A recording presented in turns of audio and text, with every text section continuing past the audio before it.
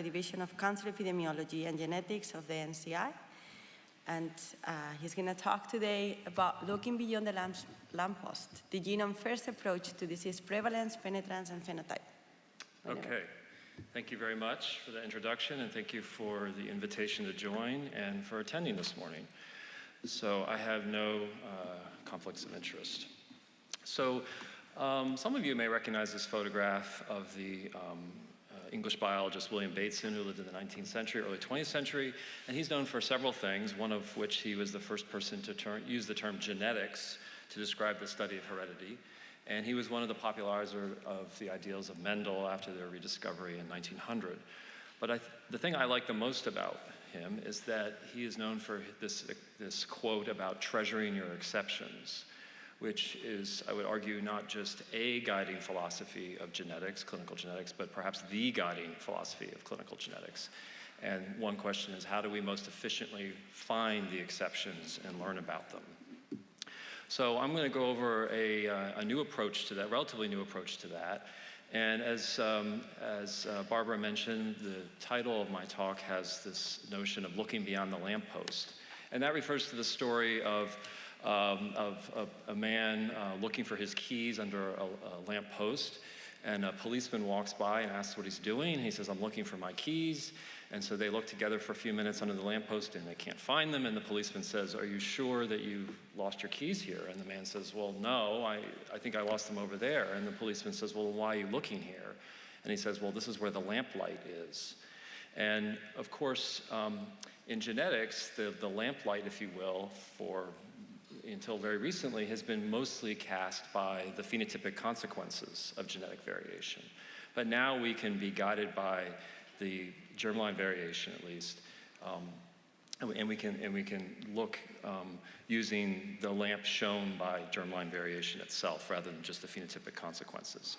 So I'm going to go into some definitions, and then I'm going to describe our approach using the Geisinger research, which I'll describe, and then go through a couple of examples, two of which are published, one on Dicer 1 and Noonan and Marfan syndrome, and then one that is being submitted right now, and then go over some lessons learned and opportunities and some final thoughts. So first, for definitions. So our approach in clinical genetics is like that of an astronomer who may be looking for supernova, which of course are rare, distinctive, and highly informative events. So if you're an astronomer looking for these things, you would ideally not set up your telescope a few nights a week and look in part of the sky. Ideally, you would set up your telescope to look across the entire sky every single night and gather literally astronomical amounts of data, process them, and look for the supernova. And of course, the same thing is true with germline pathogenic variation. It's rare, distinctive, and highly informative about many things, including risk. And so ideally, we wouldn't want to look at a few families or a few people and sequence a few genes. Ideally, you want to look in many people as possible, and look at all genes and all genetic variation. And again, literally accumulate astronomical amounts of information, process them, and find the variant that you're looking for. So how best to do this? So the traditional phenotype-first approach model of clinical genetics, you start with phenotype, disease, some sort of trait of interest. And historically, this has been individuals and families. It's tended to be somewhat smaller cohorts. It's tended to be clinic-based, and a relatively modest number of people. And then using methods, I think, well known to this audience, candidate gene approach, linkage analysis, association studies, segregation analysis, you try to find the germline variation in the genome, and there are a variety of technologies listed there that help you characterize that. So this is the phenotype first, and as a colleague of mine described it, he said, this is ascertain weird phenotype first, then find genotype.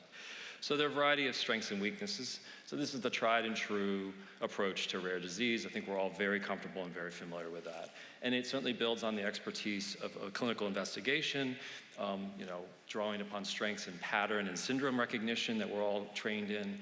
There's lots of well-known, well-trod recruitment strategies, and the costs can be relatively modest. A single investigator, a single clinic collecting families. But there's some problems with this. One is the ascertainment bias. You see people who have presented with disease and are likely to be more on the severe end of things.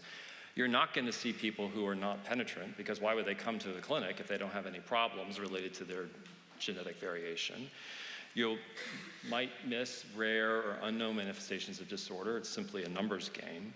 And you're probably going to overestimate the severity of the disorder because those who come to the clinic have the problem. And it's also reactive. You're dealing with the phenotypic consequence of the variation. And it is, as this audience well knows, it's time and labor intensive to build special cohorts, and it's relatively modest throughput.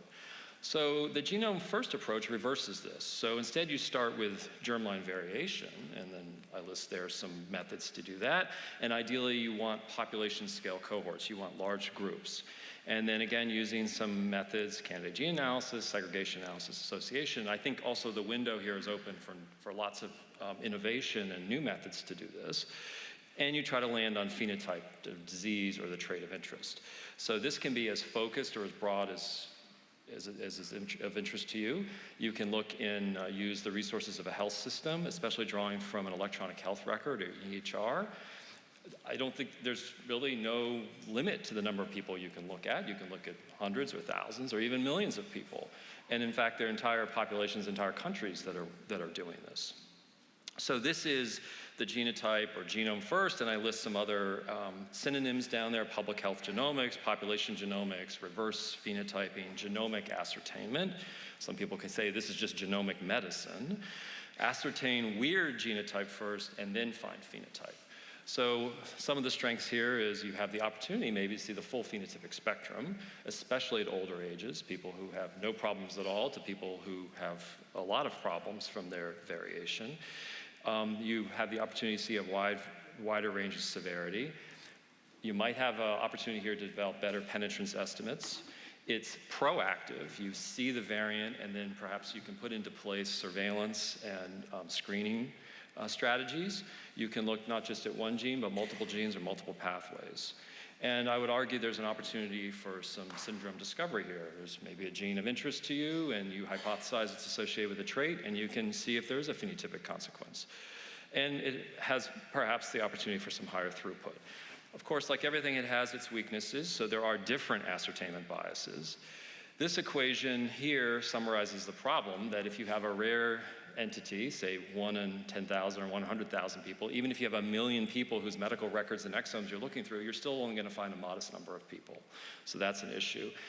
These sorts of large data projects require significant infrastructure requirements. They cost a lot of money to build. You need some bioinformatics expertise, especially with variant classification, and you, as I've learned, need people with data science expertise. So it's helpful to have somebody who is familiar with clinical bioinformatics, who can help you troll through the EHR. There's a problem with people who may have a variant of interest but has really never gone to clinic, so there's few clinical interactions where the data is relatively sparse. And medical coding has its own quirks. It's an art as well as a science, and it's imperfect. So let me tell you about our approach using the Geisinger resource. So the Geisinger My Code Community Health Initiative was started in the sort of 2007, 2008, and David Carey is pictured there. He was the one who started it off. And this is a paper published in 2016 in Genetics and Medicine that describes this resource. But it's an electronic health record linked biobank for precision medicine research. And it's based at the Geisinger Medical Center in Danville, Pennsylvania, which originally opened in 1915 as Geisinger Hospital. And just a shout out to the sort of extraordinary woman who did this, a woman named Abigail Geisinger, who inherited a mining fortune from her husband, George Geisinger, and used that money to build this hospital, in part to take care of the miners that her husband employed. And I think she also provided the land. So this is a map of Pennsylvania. And as I've mentioned, Geisinger is based in Pennsylvania. And this is the basis upon which we're doing some of our genome first approach here. So just a little bit of background. So there's this sort of old joke, I think attributed to Mark Twain, that God invented war so Americans could learn geography. And I would also suggest that lots of people have learned American geography through something that's almost as traumatic, which is American elections. And so Pennsylvania played a key role in the 2016 and 2020 elections. So it's on the East Coast in the Mid-Atlantic. You have New York above it. You have Maryland to the south, Ohio to the west, New Jersey to the east. And there's Philadelphia down here in the southeast, and in the west you have Pittsburgh. And as you can see, Geisinger's here in the center, headquartered in Danville, and there's this string of clinics up and down the Appalachian Mountains that run sort of northeast through Pennsylvania, again, in reference to the mining fortune upon which it was based. Of note is a small town called Scranton, Pennsylvania, that may be familiar to you for two reasons. One is the show The Office was said to be based in Scranton, Pennsylvania, even though it was filmed in California.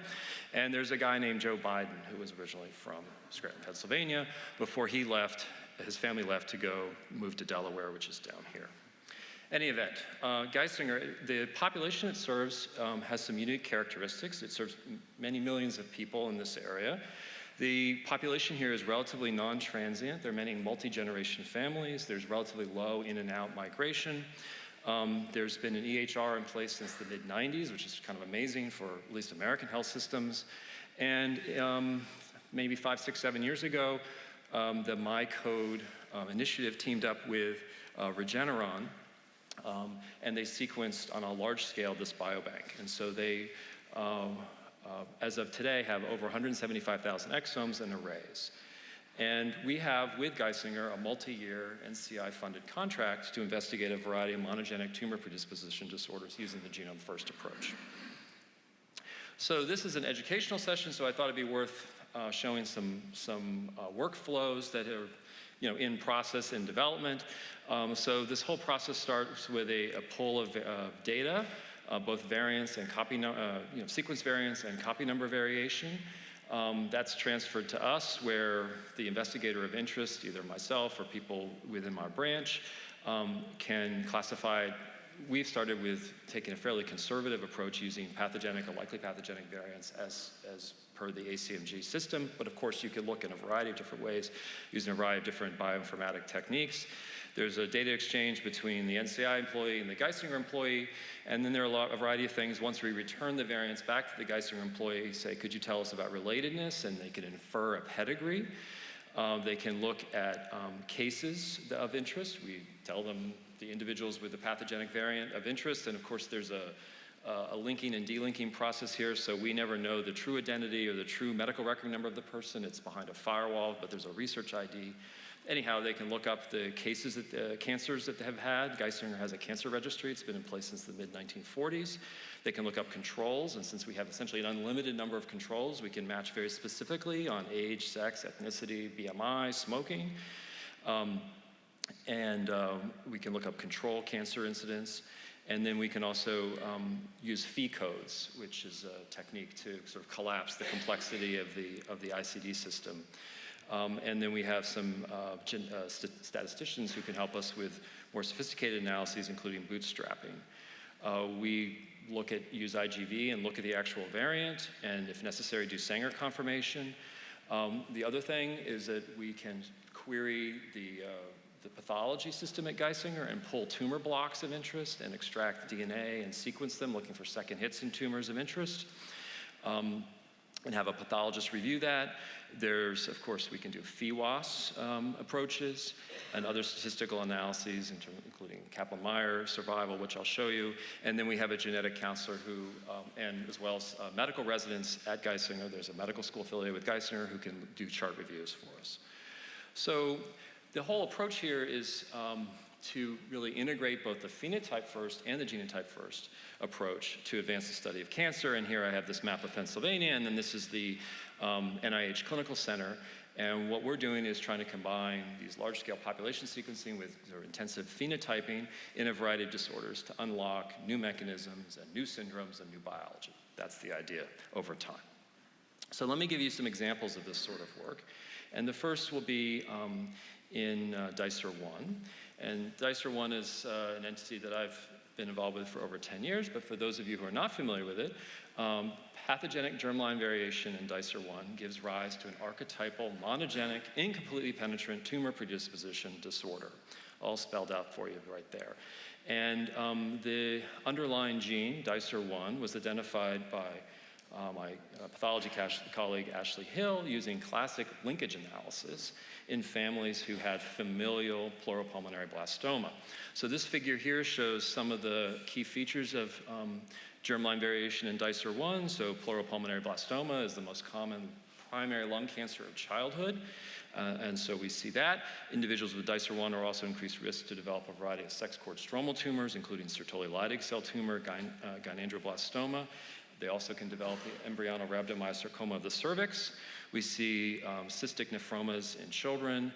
Individuals can develop goiter and thyroid cancer. And about 40% of the folks with pathogenic germline variation in Dicer1 develop macrocephaly.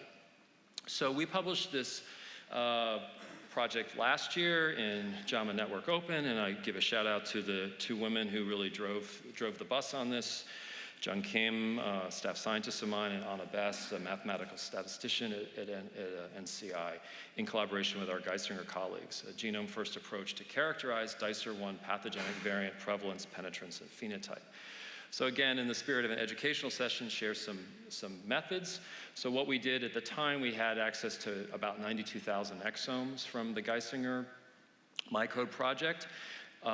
We looked for Dicer1 loss of function variants, as well as variants in known hotspots, and these are codons that are almost invariably mutated in tumors.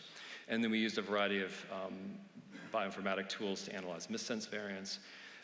We had controls. For controls, we used individuals who had no Dicer1 variation at all and can match on a variety of things. And then we pulled from the EHR using a variety of different codes, thyroid phenotypes, and we looked for cancer. As I said, Geisinger has a cancer registry, so we could easily query that. And then we had a clinician abstract the chart, and we looked for keywords. Were the words Dicer1 or pleuropulmonary blastoma or Dicer mentioned in the chart at all? And then pulled the pathology blocks from the pathology resource and did Dicer1 somatic sequencing in some selected individuals.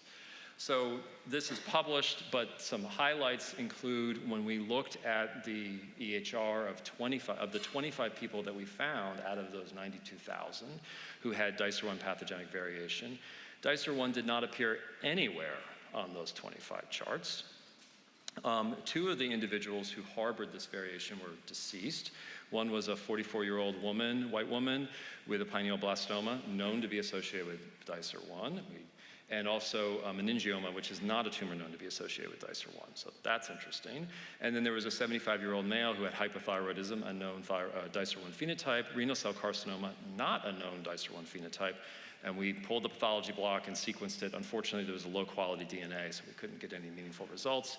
Had some pancreatic cysts and liver cirrhosis. And perhaps most interestingly was that there was an 83-year-old woman who had a germline Dicer1 hotspot variant, which is listed there. And I notice here, for those of you who know Dicer, this is a canonical, this is a sort of a well-known variant. It's been reported to be somatically mutated in a variety of tumors. We saw it with a variant allele frequency of 23%. It was Sanger confirmed. By all predictions, this person should have a rather severe phenotype. And she was 83 years old and apparently perfectly healthy. She had some liver cysts on an abdominal ultrasound, which interestingly can be a Dicer1 phenotype, and she had a history of breast biopsy, but otherwise was perfectly healthy. So again, sort of collapsing the story relatively briefly, what did we learn from this? Well, we learned that the prevalence of Dicer1 variation was more common than expected, certainly more common than the prevalence of disease features. The penetrance, at least of malignancy, was comparable to previous reports, some of which we've published, that were based on the registry and clinics. It was likely conservative because we had a relatively modest number of people that we were studying. There was some under-ascertainment because you had to survive in order to enter into the Geisinger cohort. And we probably undercounted pediatric tumors. For a rate of diagnosis, there was 0% with the Dicer1 and the EHR. We observed some less and more common neoplasms, plus some potentially novel things, and this one healthy woman with this very interesting hotspot variant. And the other interesting thing from a productivity standpoint is, these risk estimates from these 25 individuals were roughly comparable to things that we have published before using a much larger and much more expensive study. So let me switch and talk about cardiovascular disease. So this, again, was published last year in collaboration with Bruce Gelb at Mount Sinai. What was investigated here were highly penetrant autosomal dominant Mendelian cardiovascular disorders. And one of the things that Bruce focused on was that these disorders were present with, or can present with clear external manifestations, i.e. height differences. And so they may be obvious even if someone hasn't undergone a full cardiac workup. And so he focused on Marfan syndrome and the RASopathies, particularly Noonan syndrome and some variants on Noonan syndrome, and investigated clinical features and the diagnostic rates of individuals harboring pathogenic variants in 2 large biobanks. So this project did not use the Geisinger resource at all. It used BioMe, which is about over 32,000 EHR-linked exomes at the Mount Sinai Health System. And one of the huge advantages of BioMe is that it captures the diversity of New York City, and also used an earlier version of the UK Biobank with about 50,000 exomes. And so what he looked at were a panel of genes, Marfan syndrome and then RASopathy genes that had definitive or strong levels of evidence as per the ClinGen GSEP. And for those of you who are not familiar with ClinGen, I list the link there. This is the clinical genomic resource, and there's a variety of specific diseases, but look at the strength of evidence between gene and phenotype. It's a very useful resource. I highly suggest you look at it if you're not familiar with it. Some fairly basic read quality metrics there, and then really looked at pathogenic and likely pathogenic variants as per ACMG rules for RASopathy, which Bruce helped develop as part of a VSEP, or Variant Curation Expert Panel, also part of the ClinGen process, or for the Marfan syndrome, they had a Marfan VSEP. Looked at some height Z-scores in both BioMe and UK Biobank. And then in the EHR and in the BioMe, they required participants to have a certain number of clinical interactions before they were sort of counted. And then for the UK Biobank, looked at a variety of medical codes, procedure codes, and other data as listed there. So one of the things that was learned here is that the prevalence estimates from the genome-first approach may be influenced by ascertained cohort. So it depends where you're looking. So for Noonan syndrome in BioMe, there were 15 people who had a pathogenic or likely pathogenic variant out of 32,000 individuals with an exome. So you can see it's about 1 in 2,000, which is relatively consistent with the known or the previously published estimates of the prevalence of Noonan syndrome. So for the UK Biobank, it was much less, about 1 in 7,000, which is significantly fewer than expected. And that may be that BioMe is a health system cohort, and the UK Biobank is a healthy volunteer, so that may reflect those biases.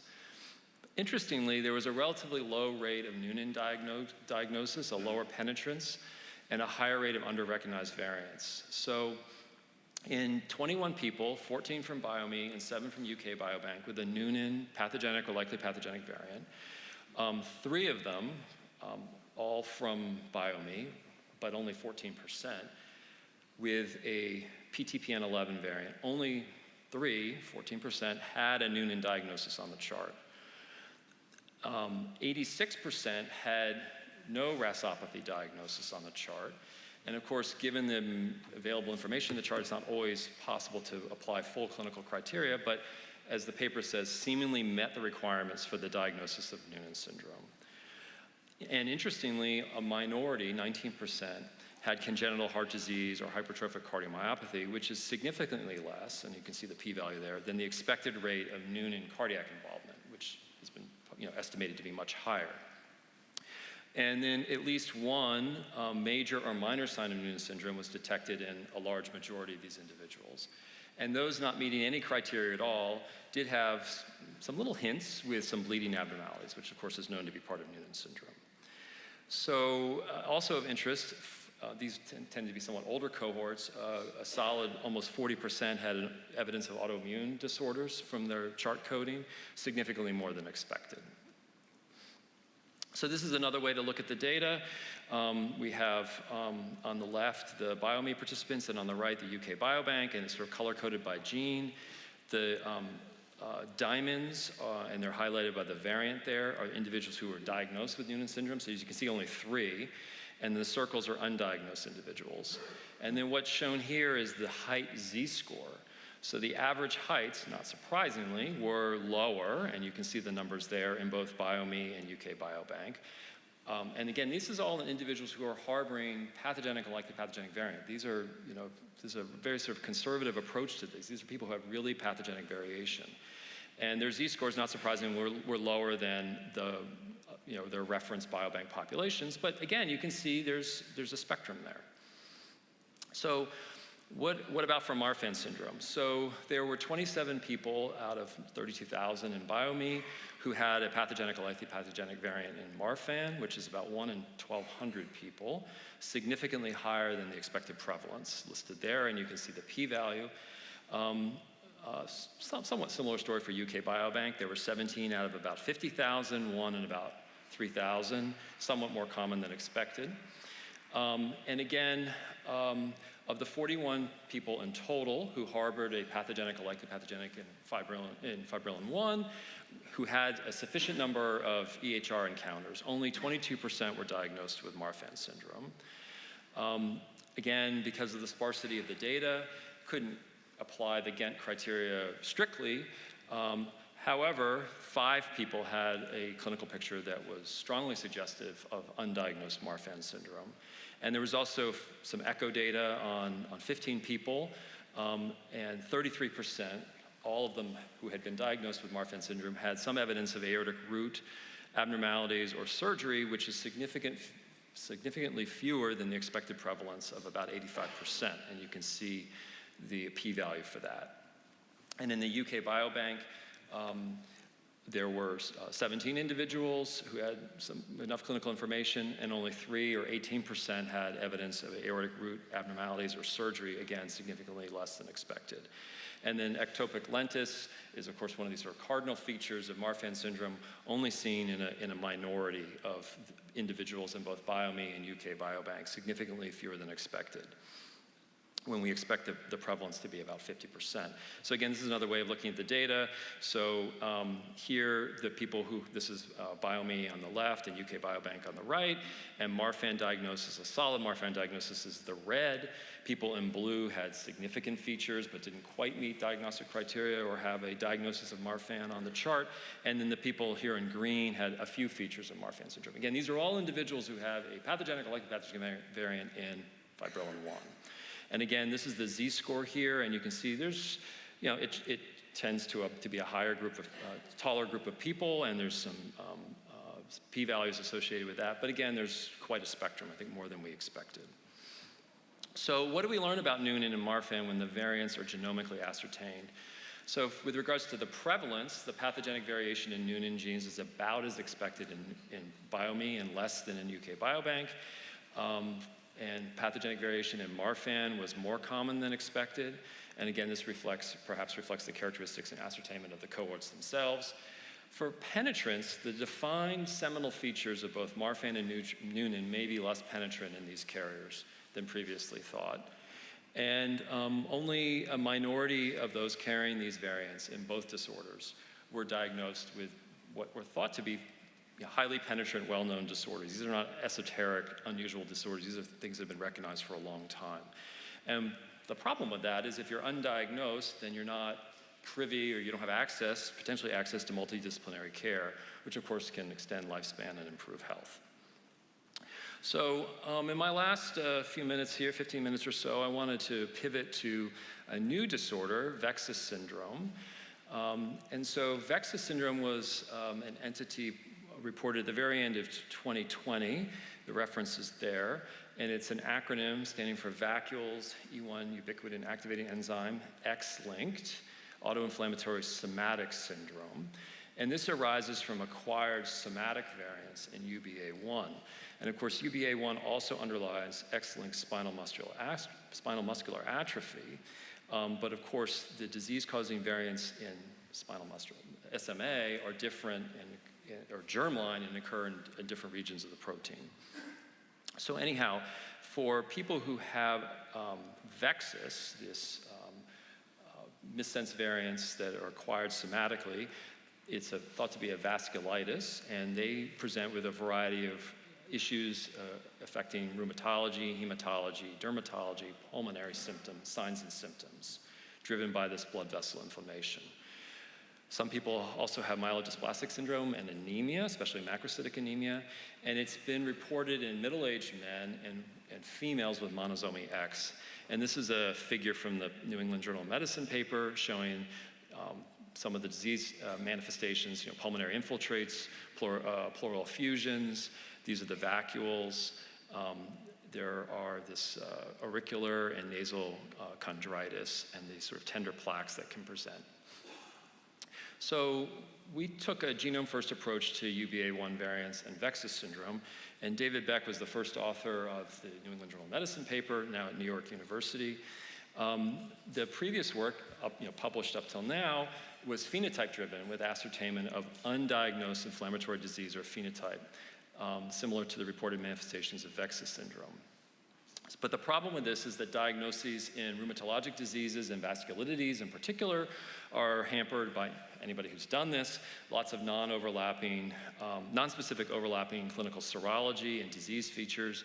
You need often biopsies, there's a wide variety of natural history, and so there's a need for molecular diagnosis in these disorders. So the goal of this project was to determine the prevalence, penetrance, and expressivity of VEXAS-associated UBA1 variants. So again, going into some detail on the methods, when we started this, we had 163,000 individuals who had EHR and exome sequence data available from Geisinger. We looked for UBA1 variants known to be pathogenic in this disorder as per ClinVar, and we performed a structured EHR review, including ICD-10 visit diagnoses, consultant notes, medications, laboratory data, and procedures. This was all done by a Geisinger medical resident. And in order to make a diagnosis retrospectively, we required the consistent features of clinical symptoms in 2 different organ systems known to be associated with VEXAS syndrome, so sort of a conservative approach. Those are listed there, along with supportive lab abnormalities like anemia as per complete blood count. And then we also performed a Kaplan-Meier analysis using matched and unmatched controls. So in our genome-first approach, we found 11 people of the 163,000 with UBA1 variants of interest. The allele fraction varied, as you can see there, and so there's a bit of a spectrum. Interestingly, there were 9 males and 2 females, and the 2 females had neither monosomy X or any other aneuploidy.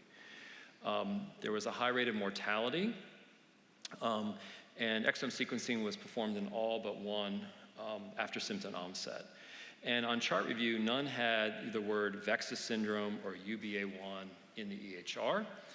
And although none had a diagnosis as per the original description of VEXAS syndrome, all of the people had clinical manifestations consistent with the disease after our sort of structured data extraction and manual physician health record review. So 100% had what appeared to be a VEXAS syndrome once they were ascertained by variant. So I have a couple charts here that list some clinical features, and these were, this first column, or the second column here lists the 25 people reported in the New England Journal of Medicine paper, and then there's a larger VEXAS cohort at NIH of 83. 25, of those 83, 25 were reported in the New England Journal of Medicine, so these are not 2 different cohorts, but they're somewhat overlapping. And then we have the Geisinger cohort, much smaller, but of course differently ascertained. So we see 100% male gender in this larger cohort, but 81% in ours. You can see the age of onset. Ours was similar. We saw a lower mortality in the previously published work, but ours was much higher in the Geisinger cohort. Fever is a presenting symptom in almost everybody, but much lower in the Geisinger cohort. You can see a majority with skin involvement, again, lower in Geisinger, about a comparable number of people with pulmonary issues. Nobody in the Geisinger cohort with ear or nose chondritis, clearly a very specific finding. A lower rate of thromboembolism, again, a majority with macrocytic anemia, and this is actually a work in progress looking at the bone marrow vacuoles. It was 100% in the published report, and we're looking right now, we found 1 so far. Again, relapsing polychondritis, we didn't see any in Geisinger. We didn't see anybody with Sweet syndrome, relatively comparable number with myelodysplastic syndrome, and MGUS, polyarteritis nodosa, and giant cell arteritis, again in a minority. So we, on the other hand, did identify some other phenotypic presentations. Over half had arthritis. A significant minority were diagnosed with rheumatologic diseases not previously reported, psoriasis, polymyalgia rheumatica, dermatopolymyositis, and Lofgren syndrome. A minority had symptoms consistent with Vexus flares who had been previously reported. On the other hand, 100% had anemia, mostly macrocytic, some requiring transfusion, some with thrombocytopenia, MDS, and one individual with CML. And importantly, we didn't see any of these individuals had variants in other disease-causing mutations. So one of the other things we did is we did a Kaplan-Meier analysis. So we found that unrelated carriers of known pathogenic UBA1 variants were more likely to die than unrelated carriers. And you can see the hazard ratio and the p-value there. So here in red are the individuals who harbor one of these somatic UBA1 variants, and then the gray are the matched controls. This analysis was a sort of a 1 to 5 case control match, but if you do it both matching and then adjusted, and then you can match 11 versus a much larger control group of 11,000 people, you can see the hazards here, but it still remains significant, using a univariate and multivariate Cox proportional regression analysis. So in summary then, UBA1 pathogenic variants are more common than expected, highly penetrant, and can precede disease. So from this work, we estimated the prevalence to be about 1 in 14,000. It's about 1 in 4,000 men over the age of 50, and about 1 in 26,000 women over the age of 50. UBA1 pathogenic mutations were more common than reported, more common than the reported prevalence of clinical diagnoses in comprising the disease. Acquired mutations can precede disease, and we observed a 7-fold higher risk of mortality compared to age, BMI, and sex-matched controls. And we saw 100% penetrance for some clinical manifestations of Vexus, and found some evidence of the expansion of the clinical phenotype. And those features are listed there. And as also previously noted, some of the previously reported Vexus features were not common, suggesting that more broad testing and indications is warranted. So from this, I'd argue that genomic ascertainment provides insights into the broader spectrum compared to that revealed by phenotype-driven ascertainment. So Vexus appears to be more common than any other genetic inflammatory disorder, and is certainly more common than most of the clinical diagnoses encompassed by the disease.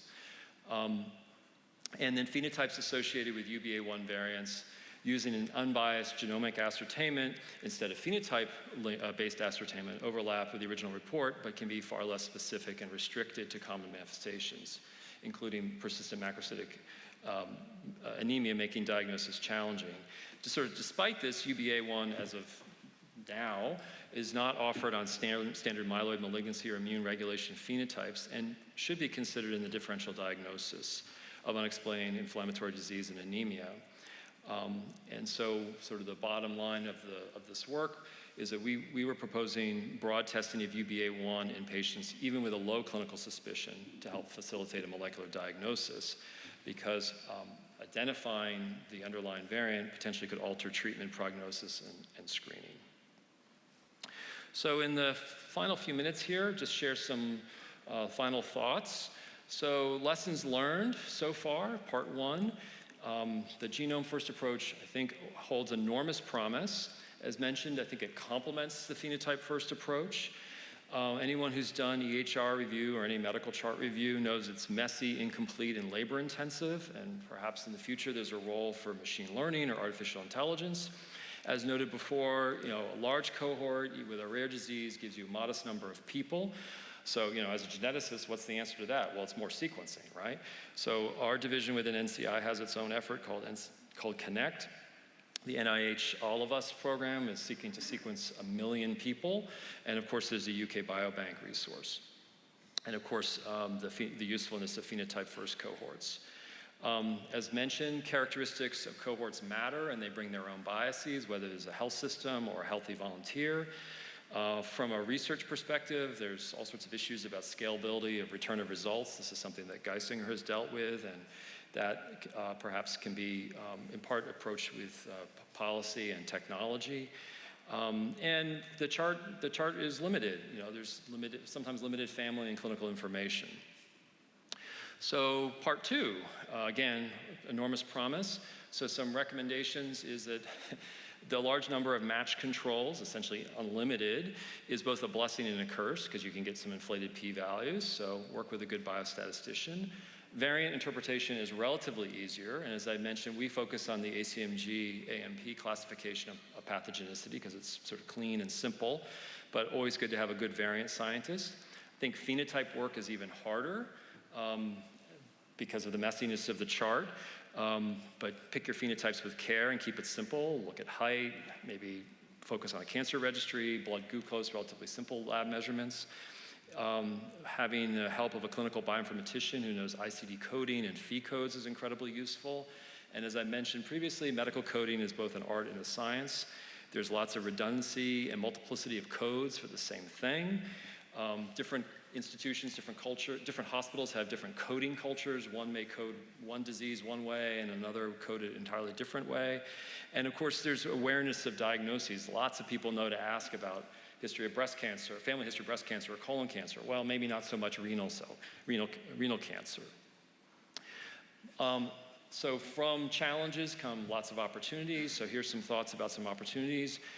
So a lot of the cohorts we work with, both UK Biobank and Geisinger, is largely white, so there's a need for diversity in that. We've been working with BioMe, which is much more diverse. There's lots of opportunities I think here for syndrome discovery. One of the things I'm investigating is RASopathy, so there are lots of RAS pathway genes not known to be associated with human phenotype. We need better methods to link variant with phenotype, especially given the huge number of private variants. We didn't really talk about Phi codes, but that's a useful way to simplify the use of ICD codes. Of course, really, we focus here on exome sequencing, but there'll be enormous opportunities opened as whole genome data becomes available, as I mentioned earlier, machine learning or natural language processing. Might be a useful tool to extract more information from unstructured data.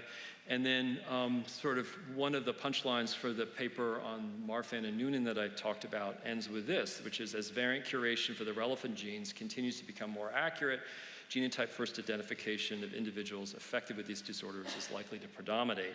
This in turn will enable a time when universal exome or genome sequencing is offered as part of routine healthcare, perhaps in the newborn period. This is something that's been predicted for many years. But here's some data to show that perhaps it's useful. So some final thoughts. You too can look behind the lamppost. These data are available. The UK Biobank's a wonderful resource, relatively modest cost. You know, there's about 500,000 exomes available now, and I understand 500,000 genomes in the near future. The NIH All of Us project, they released 100,000 genomes earlier this year, linked to phenotype, Fitbit data, with a goal of 1 million. And I think this type of work sets the stage for genomic medicine, which I hope will likely lead to better and lower risk estimates and better surveillance and clinical care. And so I'd just like to end with a quote from Hippocrates about description is infinite and easy and explanation is limited and difficult. And my guess is lots of people in this room know that. And so I realize a lot of this is descriptive, but ultimately what we want to get to is more etiology, and the challenge will continue to present itself of how do we translate this information into meaningful results to understand etiology of disease. So I'll close with an advertisement. We have a new RASopathy study at NIH. The links are there, or you can email me. We have open to people around the world, although at this time it's limited to individuals who have English language medical records. And then my acknowledgement slide covers a variety of different projects. And I'd like to thank you for your attention and happy to take any questions.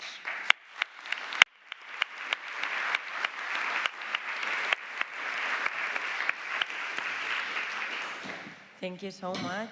now. That was amazing. I learned a lot. I hope we all see the potential that this has. If there's any question in the room, I'm going to start with a couple of questions online. So they're asking, Anja is asking, do you go back to the individual patients to communicate the pathogenic variants? This can be actionable in affected individuals and their families? Yeah, that's a good question. So for the Geisinger cohort, they developed a panel of genes, which is the secondary findings, plus a few others, in which they return results to participants.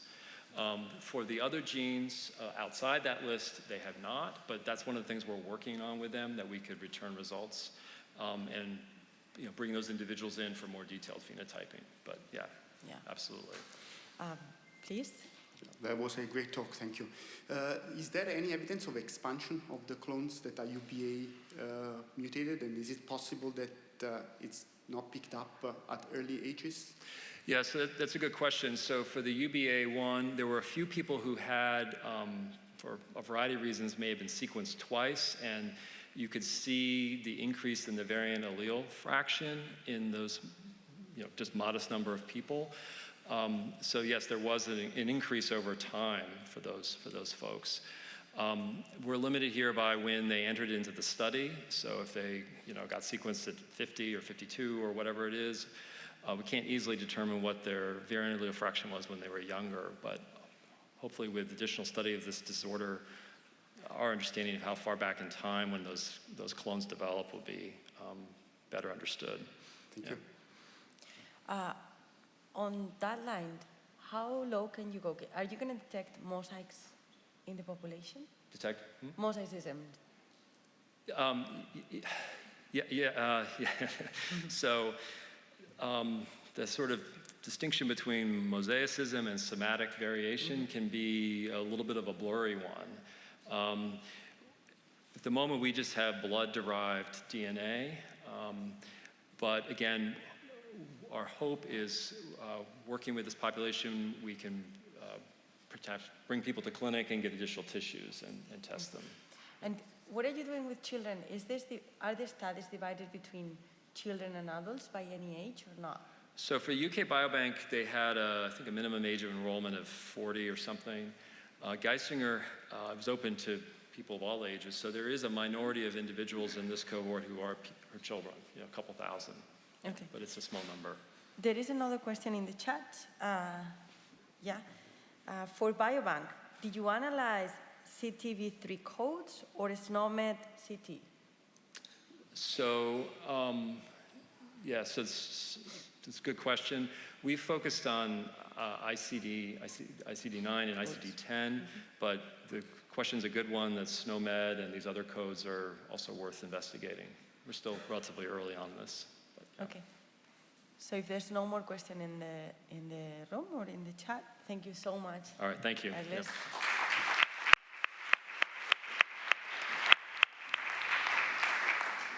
So we're going to continue with a different but in the same line study. It is my great pleasure to introduce you to Dr. Marina Poyan. She is an epidemiologist, a cancer epidemiologist working